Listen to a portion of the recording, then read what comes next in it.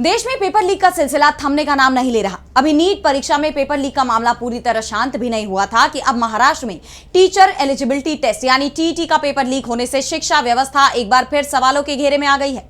परीक्षा से ठीक एक दिन पहले पेपर लीक होने के बाद लाखों अभ्यर्थियों का भविष्य अधर में लटक गया है। विपक्ष ने इस मुद्दे पर केंद्र सरकार को घेरते हुए इसे युवाओं के भविष्य के साथ खिलवाड़ बताया है। देखिए ये रिपोर्ट। महाराष्ट्र में प्रतियोगी परीक्षाओं की तैयारी कर रहे लाखों युवाओं को एक बड़ा झटका लगा है।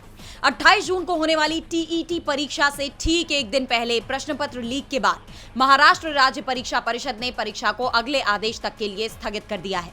परिषद के मुताबिक 27 जून की सुबह गोपनीय सूचना मिलने पर भिवंडी में पुलिस ने छापेमारी की। जांच के दौरान कुछ संदिग्धों के पास मिले सवाल टीईटी 2025 के प्रश्न पत्र से मेल खाते पाए गए। इसके बाद परीक्षा रद्द करने का फैसला लिया गया। अब सबसे बड़ा सवाल यह है कि जब परीक्षा की पूरी जिम्मेदारी सरकार और परीक्षा एजेंसियों पर होती है तो आखिर हर बार गोपनीय प्रश्न पत्र बाहर कैसे पहुंच जाते हैं? क्या लाखों छात्रों की मेहनत की कोई कीमत नहीं है? इस पूरे मामले को लेकर कांग्रेस ने केंद्र सरकार पर तीखा हमला बोला है।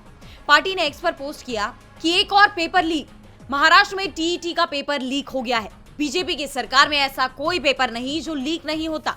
ये सरकार पेपर लीक सरकार बन चुकी है।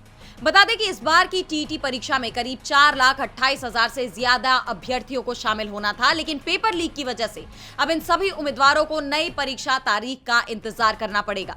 परिषद का कहना है कि जांच पूरी होने के बाद ही नई तारीखों का ऐलान किया जाएगा। अब गौर करने वाली बात यह है कि ये पहला मामला नहीं है जब टीईटी का पेपर लीक हुआ हो। इससे पहले भी साल 2025 में कोल्हापुर से टीईटी का पेपर लीक होने की घटना सामने आई थी। अब बार बार सामने आ रहे ऐसे मामलों ने प्रतियोगी परीक्षाओं की विश्वसनीयता पर गंभीर सवाल खड़े कर दिए हैं। अब देखना यह होगा कि जांच में कौन कौन बेनकाब होता है और लाखों अभ्यर्थियों को नई परीक्षा की तारीख आखिर कब मिलती है। डीबी लाइव की रिपोर्ट।